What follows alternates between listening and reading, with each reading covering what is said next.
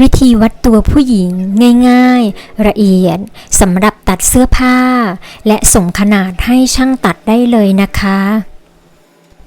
การวัดตัวควรจะสวมใส่เสื้อผ้าที่บางเข้ารูปกางเกงก็ไม่ควรจะเป็นกางเกงยีนนะคะเพราะจะหนาเกินไปจะทำให้สัดส่วนไม่ถูกต้องค่ะก่อนอื่นให้นำสายหรือเชือกมาผูกที่เส้นเอวก่อนนะคะ1 รอบคอ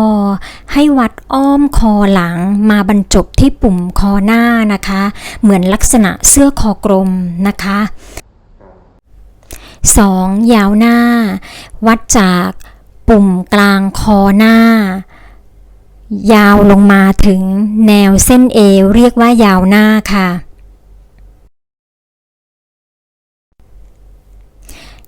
3 ยาวหน้าข้างคอหน้าถึงเอวให้วัดจากข้างคอหน้าผ่านจุดยอดอกลงมาถึงเส้นเอวนะคะ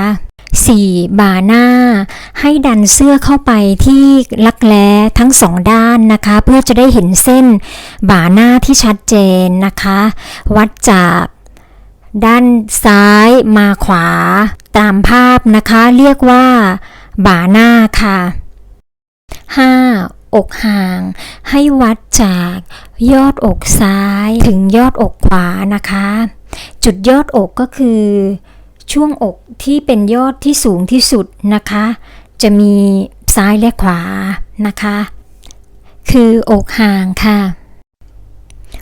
6 ข้างคอถึงยอดอกวัดจากข้างคอหน้าถึงยอดอก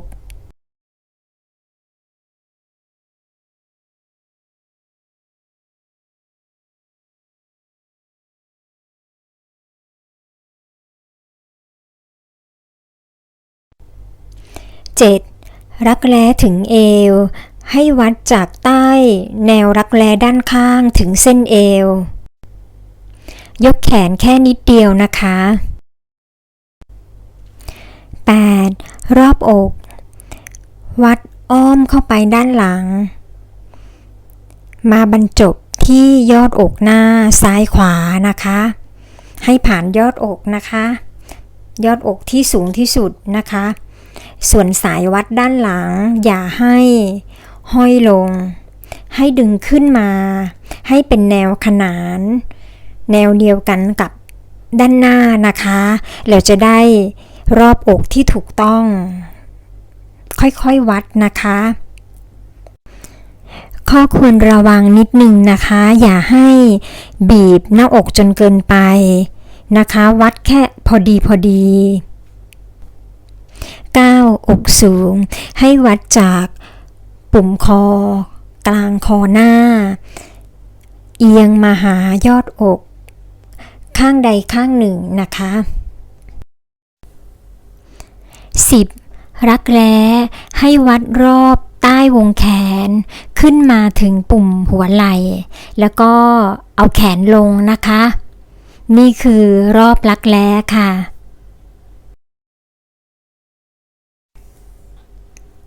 11 ต้นแขนวัดจากใต้รักแร้รอบมาที่ต้นแขนนะคะวัดรอบมานะคะแล้วก็เอาแขนลงนี่คือต้นแขนค่ะ12 รอบศอกวัดรอบข้อพับแขนนะคะวัดพอดีคือรอบศอกนะคะ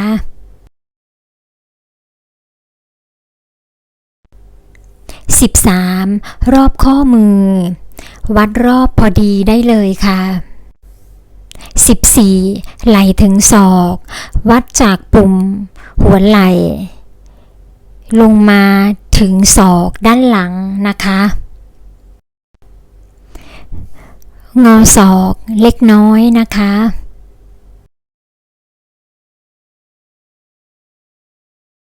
15 แขนยาวให้วัดจาก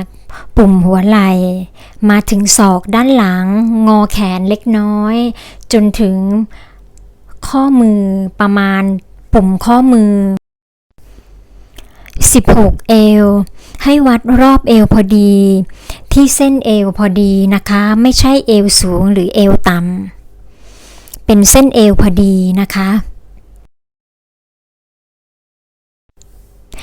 17 เอวบนกรณีนี้ขอวัดคนที่มีเนื้อปริ้นช่วงเอวออกมา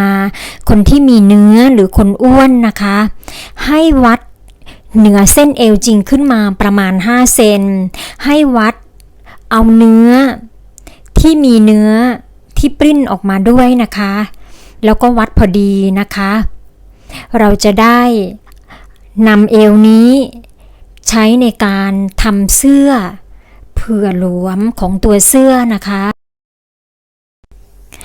18 สะโพกบนให้วัดต่ำจากเอวลงมาประมาณ10 เซนนะคะวัดโดยรอบพอดีนะคะคือสะโพกบน19 สะโพกล่างโดยประมาณวัดต่ำลงมาจากเส้นเอวประมาณ20 เซนหรือวัดรอบช่วงก้นนะคะหรือสะโพกนั่นเองช่วงที่ใหญ่ที่สุดนะคะวัดรอบได้เลย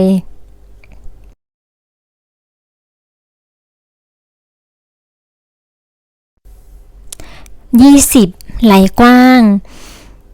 ให้วัดจากปุ่มหัวไหล่นะคะทั้งซ้ายและขวา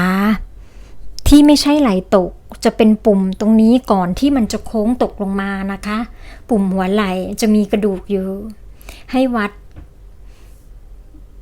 จากไหล่ซ้ายไปขวานะคะอ้อมไปด้านหลังนี่คือไหล่กว้างนะคะถึงรอยปุ่มนี้นะคะ21 คอหลังให้วัดจากข้างคอด้านหลังจากซ้ายมาขวานะคะคือคอหลังค่ะ22 ตะเข็บไหล่ให้วัดจากข้างคอมาที่ปุ่มหัวไหล่นะคะ23 ยาวหลังให้วัดจากปุ่มคอหลังถึงเส้นเอว24 บ่าหลังให้ดันตัวเสื้อเข้าไปตรงรักแร้ทั้งสองข้างเพื่อจะได้เห็นแนวเส้นบ่าหลังที่ชัดเจนนะคะแล้วก็วัดจากเส้นนี้นะคะซ้ายมาขวาจะได้แนวที่ชัดเจนนะคะคือช่วงบ่านี่ค่ะซ้ายมาขวาคือบ่าหลัง25 เป้ากางเกงให้วัดจากเส้นเอวด้านหลังนะคะอ้อมมาหาด้านหน้าพอดีนะคะให้วัดพอดีนะคะเป็นเป้ากางเกงวัดเป้าเสร็จนะคะต่อด้วยต้นขานะคะ26 ต้นขา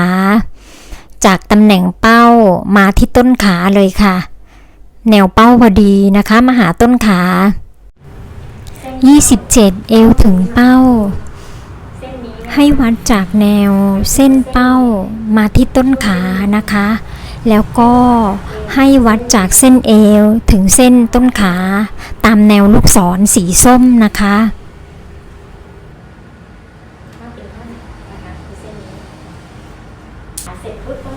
28 รอบเข่าวัดพอดี29 รอบข้อเท้าวัดพอดีนะคะ30 เอวถึงเข่าวัดจากเส้นเอวถึงเข่านะคะ31 ความยาวกางเกงหรือกระโปรงให้วัดจากเอวถึงชายค่ะเป็นยังไงบ้างคะการวัดตัวไม่ยากเลยใช่ไหมคะการวัดตัวนี้นะคะทั้ง31อย่างนี้เป็นเบื้องต้นโดยที่สามารถนำขนาดนี้ให้ช่างตัดเสื้อผ้าได้เลยนะคะหรือสามารถนำไซส์นี้ไปทำแพทเทิร์นได้ส่วนเทคนิคต่างๆในขั้นตอนต่อไป อย่างเช่นบางคนอาจจะมีปัญหาไหล่เอียงไม่เท่ากันสะโพกสูงต่ำไม่เท่ากันบางคนมีหน้าท้องต้นขานั่นก็ต้องเป็นเทคนิคการวัดตัวที่ละเอียดขึ้นต่อไปนะคะฝากกดไลค์กดแชร์หรือท่านใดมีคอมเมนต์นะคะเชิญคอมเมนต์หรือแสดงความคิดเห็นด้านล่างได้เลยนะคะและที่สำคัญฝากกดติดตามช่องกฤติยาด้วยนะคะเจอกันคลิปหน้าค่ะสวัสดีค่ะ